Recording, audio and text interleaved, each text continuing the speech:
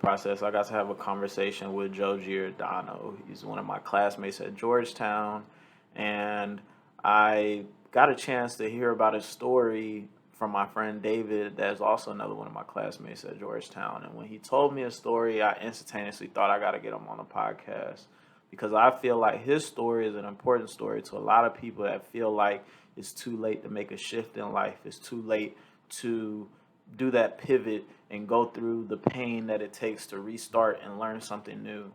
Um, he started getting his bachelor's degree at the age of 26, and from there he was able to land a job as the VP of distribution at McLane Mid Atlantic, which is one of the large food supply chain companies in the world. Um, but he started off right out of high school as a dirt bike rider. So this story is a perfect example of, as long as you believe that you can make that move and you just keep walking, you can do whatever you want at any stage of life. So that's why I felt it was very important to bring it to the podcast.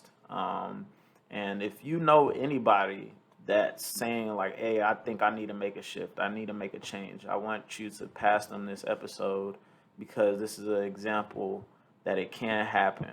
So, without further ado, this is episode 8 of the process. I hope you enjoy and thank you for listening. Peace.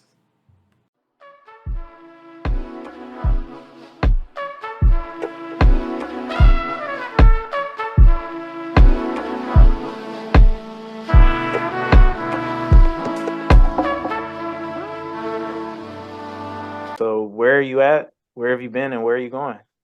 Hey, I'm Joe Giordano. I am Vice President of Distribution for McLane Mid Atlantic and a graduate student at Georgetown University, McDonough School of Business, working on the master's degree in business analytics with you, sir. Yep. Man. And Oh, sorry to yeah, cut you off. so where I came from, I'm rolling in. So where I came from, graduated high school in 2005. Was really big into racing dirt bikes, had an opportunity to do it professionally, and had absolutely no intention of ever going to school again. So hopped in my van and went and raced dirt bikes for a few years. Got to travel around the country, live on people's couches, see a lot of really cool stuff, have a lot of really cool experiences, have some pretty sketchy experiences, Mm. but all good times. Did that for almost 4 years. Economy kind of dried up in 2008. Sponsorship money, was doing construction on the side. So I went to work at UPS, loading trucks and driving Christmas packages, and then ended up staying for 10 years. Was a driver for 5 years, and then woke up one day and decided I didn't want to be a driver anymore. So enrolled myself in college, the University of Phoenix, online, and applied to be into management at UPS and interviewed for it. It's usually a lot more difficult if you don't already have a college degree to get a management position there. So went through some panel interviews and you had to take a test, and I passed, so they let me in. Was in supervision at UPS for about 5 years. Really cool thing about UPS is they rotate you around in management, so you get to experience a lot of different functions and areas of the business. So I got a lot of different exposure, got to see a lot of different things, industrial engineering, on-road operations, inbound, outbound warehouse operations, logistics and load planning. So it was really cool. A lot of long hours. UPS has earned its reputation. Wife and I decided we wanted to start a family. And so I looked for something different. I went to work for a company called Ryder, pretty big logistics and transportation company, as a logistics manager. On the 3PL side, doing building materials. Did that for about a year and a half. Got to know some guys at the local Ryder shop that services our Ryder trucks, and had never been on a maintenance side of the business, on the fleet side of the business. Was really interested in learning everything I could about logistics. So took an opportunity there to go over to the shop and was a service manager and then a fleet maintenance manager for a while, probably another year and a half. again, got to learn a ton of really cool stuff, how a company makes money leasing huge amounts of equipment and servicing them, and seeing that side of the industry. So that was really cool, because obviously transportation is a huge part of logistics and supply chain. Um, had another opportunity to be a safety manager for a couple business units at Ryder, so I took that opportunity. Did that for a while. Had an opportunity at McLane. Took the opportunity at McLane, and that's where I'm at now. Just kept taking chances. Every job I applied for, I just kind of went for it, and was either confident or pretended to be confident enough to fake it, Yeah. and got to where I am, and just kept challenging myself and advancing myself and working hard. And here I am talking to you. Yeah, man. I mean, that's it's really crazy. The story is just, as a young guy in my shoes, like I'm thinking about it, like, bro, one of the questions I have is like, how do you remain like motivated? Like, even like I'm thinking about like starting at the dirt bike like stage of your life. Like, are you in that mindset, like, bro, I want to be the best at this? Like, where were you at that time? Were you like, bro, this is just fun? Like, I just want to do this.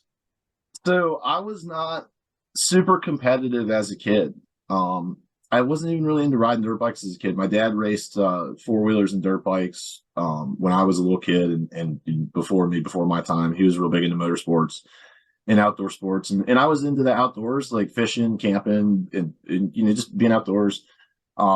Playing team sports. I played football and golf, lettered in golf in high school. Was a varsity golf captain for a couple of years of Yeah. all things, being 6'2" and like 200 pounds, but um, so was never super competitive when I was younger. Later in high school was different. I started riding dirt bikes because my cousin got a dirt bike, and we were close in age, so we rode all the time. And my dad finally talked me into going to a race. I think I was like 12, and I went to a cross country race, and man, it was in January, and the track was like 5 miles long, and it's in the woods, in fields, and there's like 200 people racing at the time, and it's 2 hours long, and you do as many laps as you can in 2 hours. And I had no idea what I was doing. I was not that great of a rider, obviously. I was like 12 or 13, and it just started. And it started snowing during the race, and I think the winner did like 15 laps, and I did two in 2 hours, and I was Yeah. hooked, man. I was hooked. Like my dad and everybody expected me to quit, and I came back and I was like, "This is effing awesome," and I was hooked. So I got just super hard into it, man. I started like riding bicycles all the time to train, and working out, and just came home from school. I'd hop on my dirt bike. Fortunately, where we lived, I could kind of hop the power lines out of the subdivision and ride illegal for a few minutes to some property that a developer owned that we knew and we had permission to be on. Mm. So basically every day for like 4 or 5 years, I just came home and rode my dirt bike, and then went to work. I'd come home, got a job at 16 at Pizza Hut cooking pizza from 3 p.m. to 11:30 p.m. And I had work release from school. So my junior and senior year, I got out of school at 10. I'd get home by 10:30. I'd ride my dirt bike until like 2, take a shower, go to work, and repeat for 2 years.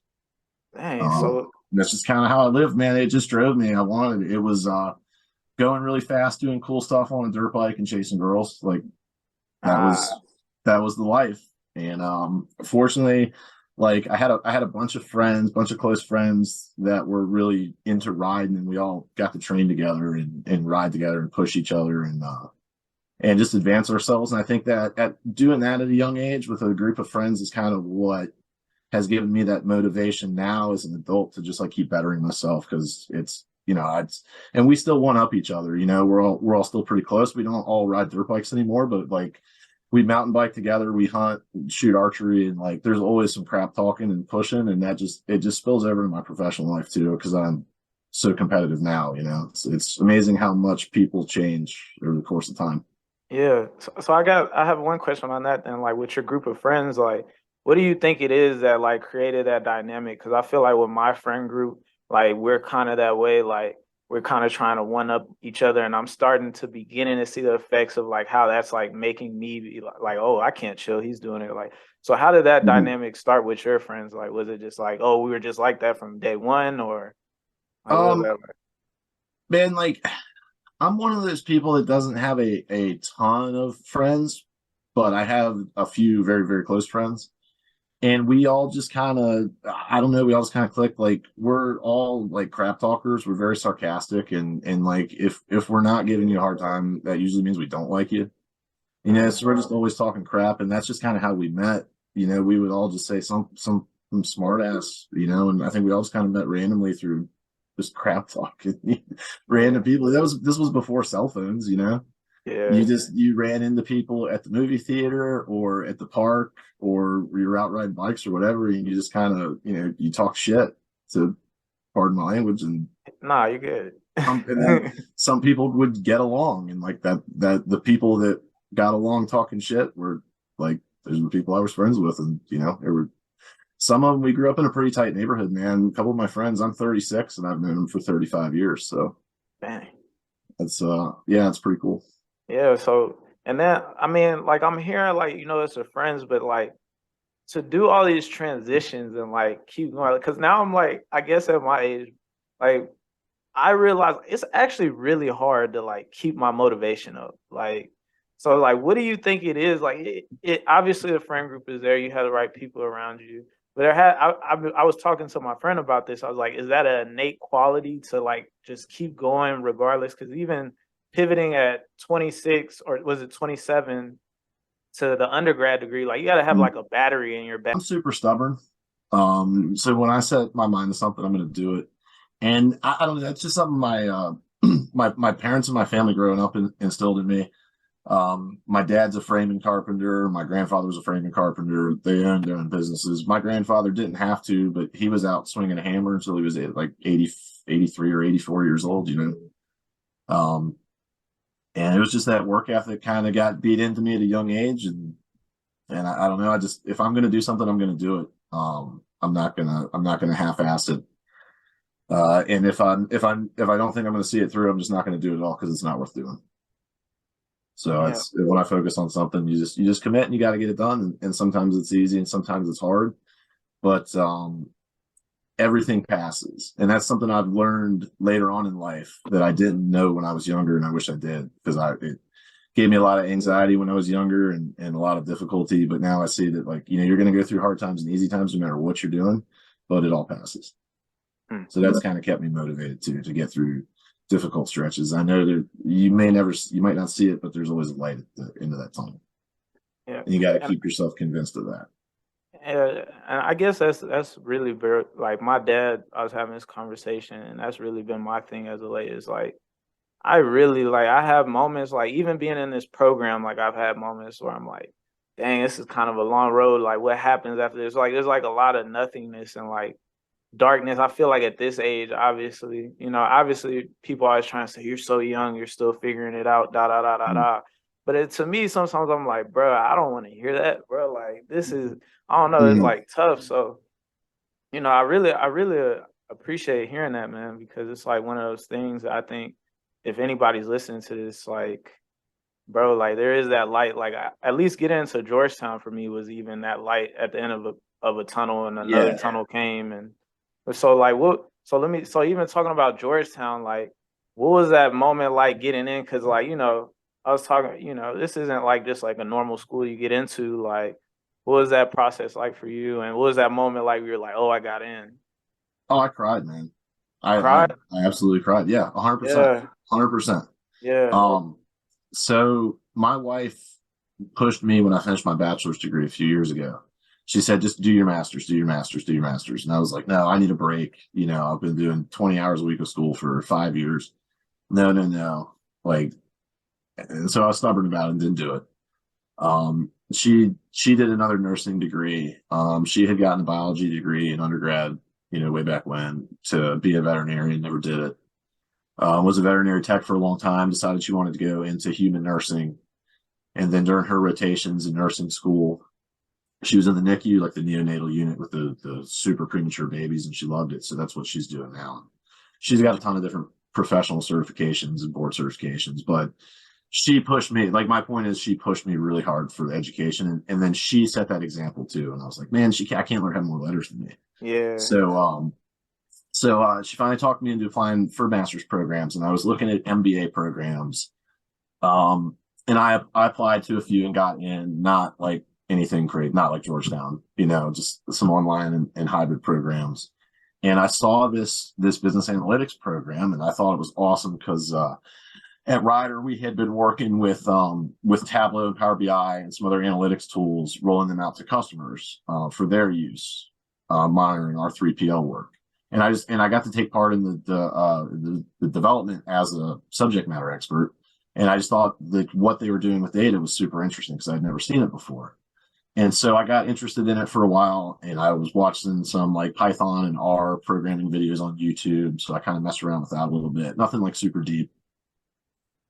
And then so I was doing that while applying to business schools, and then I came across the Georgetown program, and I was like, well, I'm going to apply and just see what happens.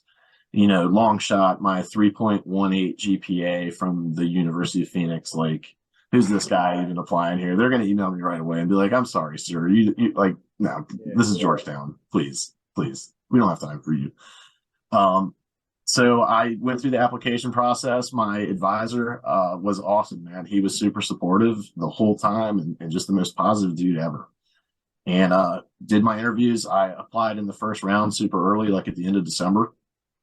And they said it would be like 6-8 weeks to hear back, and cool. So I didn't think anything of it. Like January, like maybe 2.5 weeks later, I missed a call. My phone was in my office and I was out in the shop. I was still working at Ryder. And I went back and saw it was a DC number and there was a voicemail, and I just like stared at my phone for like 20 minutes and didn't pick it up. I didn't listen to the voicemail. I didn't call him back. I finally listened to the voicemail, and it was the advisor. He's like, hey, we've got admissions decision. Give me a call. So I think I sat there for another 15 minutes and finally called him back. And he's like, hey, just want to welcome you to the program. I said, dude, you got to be fucking kidding me. And he's like, nope, I'm 100% serious, man. You're welcome to the program. And then I cried, man. I shut my office door and cried for a minute, and called my wife and called a couple friends that had supported me, and just was stoked. Yeah, And man. here I am. It's awesome. Yeah, it's amazing. Never. I grew up in Northern Virginia. Used to go to Georgetown all the time when I was younger with my parents, going out to dinner and stuff. Like, never, ever, ever thought I would be going there as a grad student. Yeah. Yeah, and I can say like it's like my same exact feeling. I remember I was what was that? That was 2018. I came up here to an engineering conference, and one of my friends like he was like, "Yeah, I'm getting ready to go to Georgetown," and I was like, and I'm not gonna lie, bro. I'm from Kansas City, Missouri. I'm like, yo, I was like, Mm. "Dang, Georgetown is in DC, isn't it?" Like, I was like, wait a minute, and then the pandemic hit.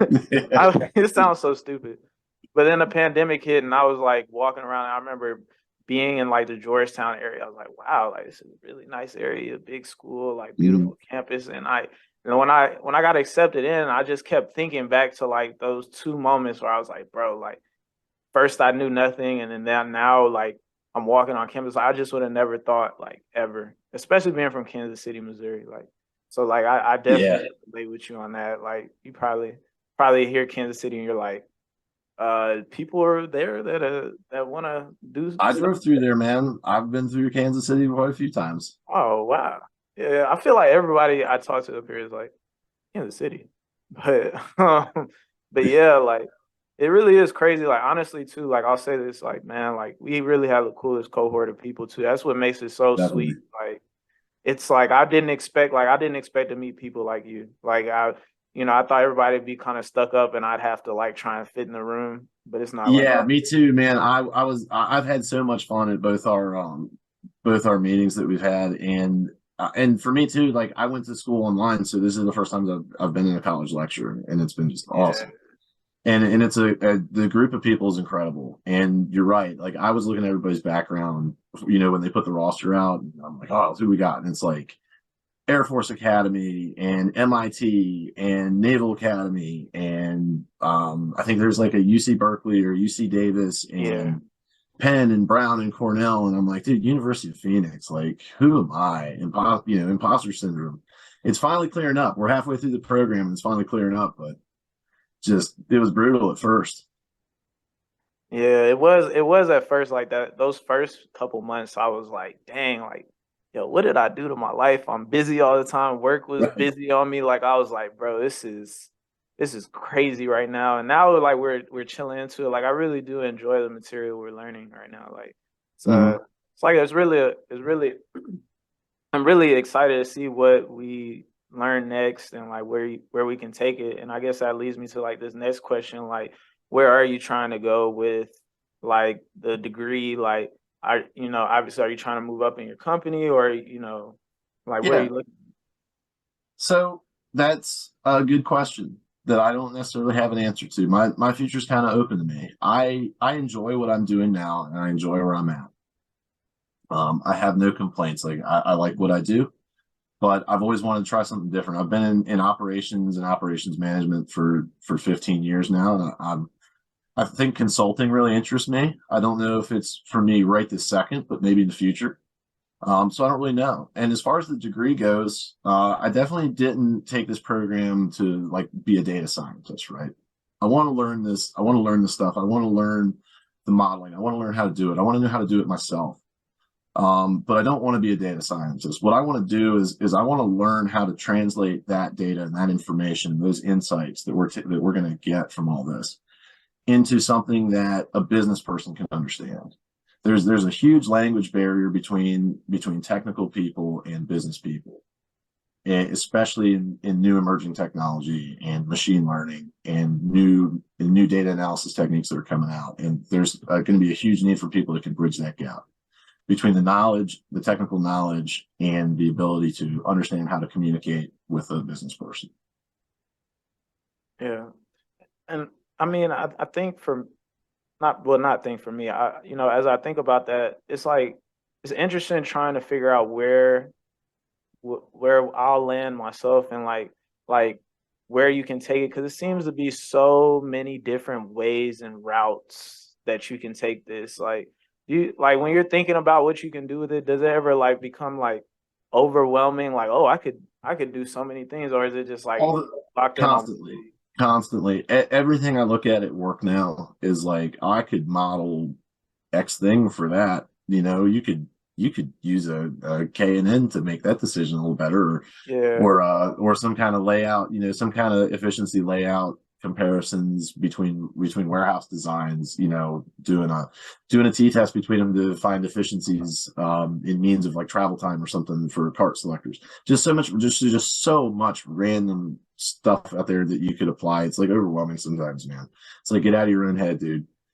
And it's amazing, I think, how much we've learned in just 8 months. Because yeah, I could like barely print "Hello World" in Python or R 8 months ago, and we were making fun of this the other day in my study group.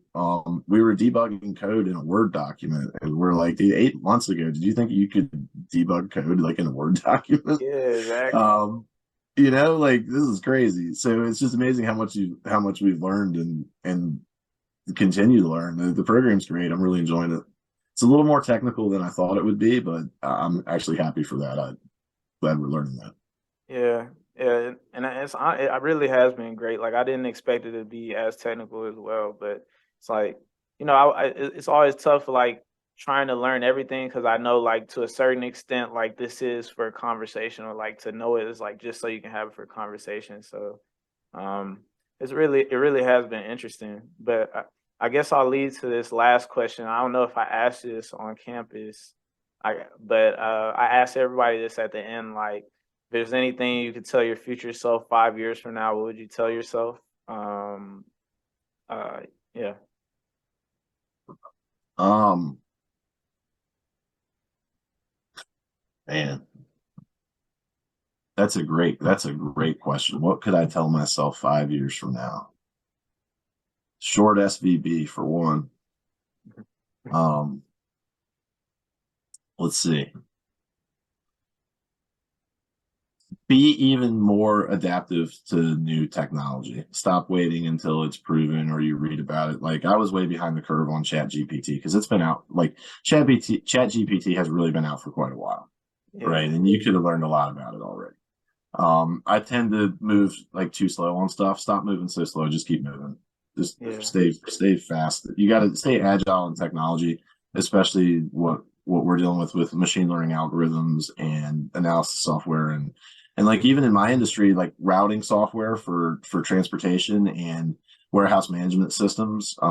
We're implementing this new system right now called Manhattan, based on Manhattan distance, distance between 2 points with a right angle, which is warehouse design, right? It's racking, shelves, and selection, and case flow. So we're implementing that system. It's really awesome. The technology and the AI involved in that is really awesome, and that's another thing that's been out for a long time. So just keep evolving, keep staying on top of things, trends, be open arms, because something that is like the ultimate thing right now will be nothing 3 weeks from now. You never know.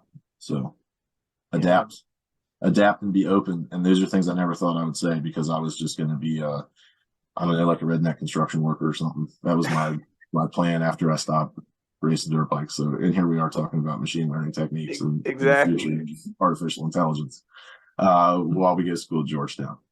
So amazing how things change. And that just right into my point, be open to change, because you never know where you're going to go. And you're going to have, like you were saying earlier, when you're younger, you're going to have, there's so much uncertainty. And even now, like I look back and I'm like, wow, that wasn't too bad, but I'm still uncertain about my future too. And that will always be there. So you just have to embrace it and be open to different things and work hard to get what you want, which is what you're doing with this podcast, man. So hats off to you. Man, yeah, I really appreciate that. Yeah, and thank you for coming on, man. Like I'll say this, man. Like this story, like for me, it was like personal, because it's like, dang, like I couldn't imagine I'd be where I'm at now, because I graduated with a degree in aerospace engineering. Now I'm in business analytics.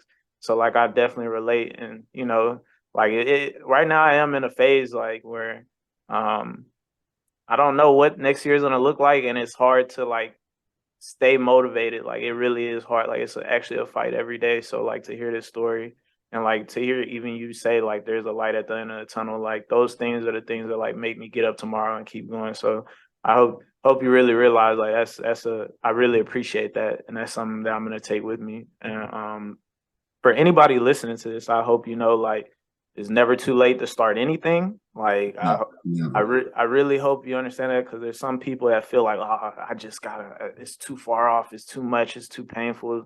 Just go ahead and do it and start. And I know Joe here is a perfect example of that. So just do it, man. Just do it. Because I look back now and say, you know what? If I had done my master's at 32, I'd have been done for 3 years now. But here I am doing it with 2 kids instead of no kids. So just do it, man. Just do it. Just get it done. Don't wait. Don't procrastinate. Just grind. Knock it out. You'll be better for it when you're done. Exactly. And yeah, man, with that, I'm going to wrap it up. This has been a process. If you like this, please go ahead, hit that like button, and share it with people. I think this is going to be one that a lot of people appreciate to hear. So thank you. And with that, we're out. Peace. Thanks, brother. Yeah. See you.